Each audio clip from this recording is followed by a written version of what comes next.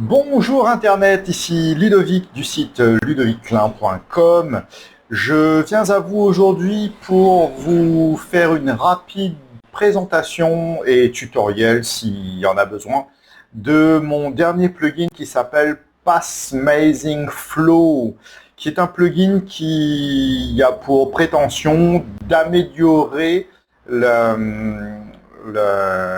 partie génération et sauvegarde de mots de passe pour vos utilisateurs WordPress. Donc soit sur ma page auteur Ludovic Esclin, vous allez trouver donc ces profils. Je vous montre ça si besoin.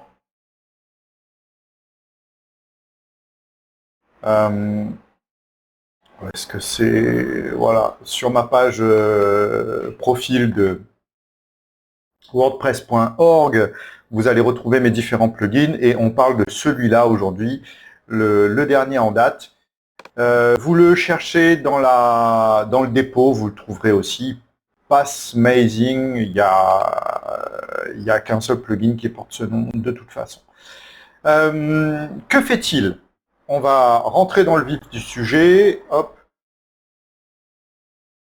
On est là. Donc, à gauche, un site où le plugin est enclenché et à droite, un site où le plugin n'est pas enclenché. Voilà ce qui se passait jusqu'à maintenant pour mes utilisateurs WordPress. Ils arrivaient sur, par exemple, à l'étape de créer leur mot de passe après avoir créé un compte.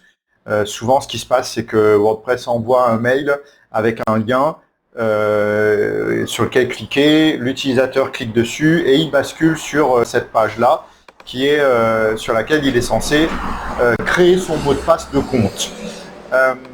Plusieurs options.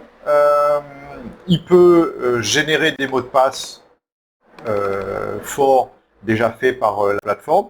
Il peut décider d'en faire un lui-même et malgré tout de confirmer le fait qu'il veuille utiliser un mot de passe aussi faible et être capable de le sauvegarder quand même.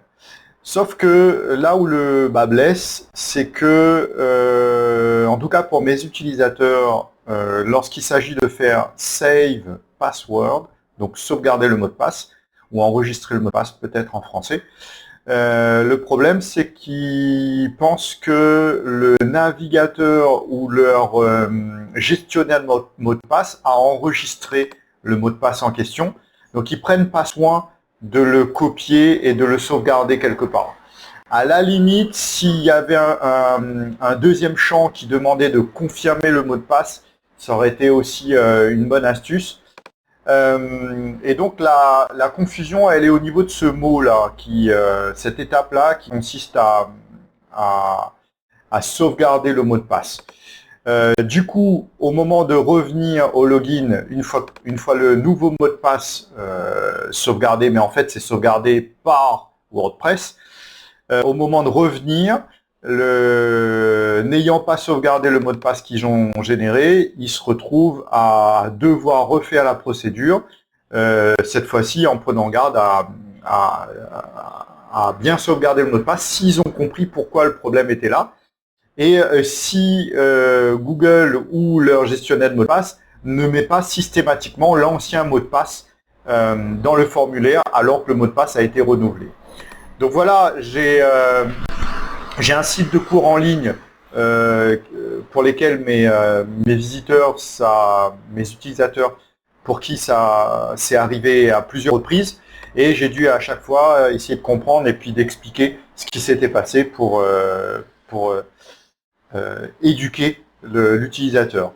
Qu'à cela ne tienne, je suis tombé sur, alors j'ai pas l'occasion de vous montrer là, mais je suis tombé sur la façon dont PHPMyAdmin gère la génération de mots de passe pour les utilisateurs de bases de données. Et j'ai trouvé ça beaucoup plus intéressant. J'avais, il y a une petite année de ça, ouvert un ticket sur le stack WordPress. Et effectivement, certains avaient proposé d'aller dans ce sens-là, c'est-à-dire au moins une checkbox, une case à cocher qui puisse confirmer le fait que le mot de passe a bien été copié quelque part. Donc voilà exactement où se situe le plugin. Vous voyez ici,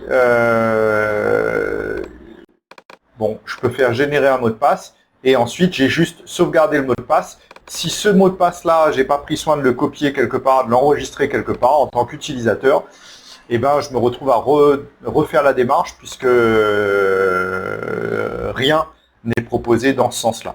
Dorénavant, grâce au plugin, et j'espère que ça sera intégré ou quelque chose qui y ressemble dans le core WordPress à terme, dorénavant, donc il est toujours possible de générer un mot de passe via WordPress qui le génère de façon forte et sûre. Mais tant que je n'ai pas coché cette case, j'ai copié ce mot de passe dans un endroit sûr, je ne peux pas le sauvegarder et le texte a été un petit peu changé. Donc ça n'est plus sauvegarder le mot de passe qui prête à confusion, mais utiliser ce mot de passe. J'ai pas inventé l'eau chaude, hein. C'est exactement le comportement qu'a aujourd'hui quand vous générez un mot de passe pour un utilisateur de base de données dans cPanel par exemple. Ça fonctionne aussi si, avec une double condition si jamais le mot de passe est à confirmer. Par exemple, si je choisis un mot de passe vraiment faible, je dois à la fois confirmer l'utilisation du mot de passe, mais aussi confirmer que j'ai copié le mot de passe quelque part. Donc les deux conditions sont à réunir pour que le mot de passe soit utilisable ensuite derrière.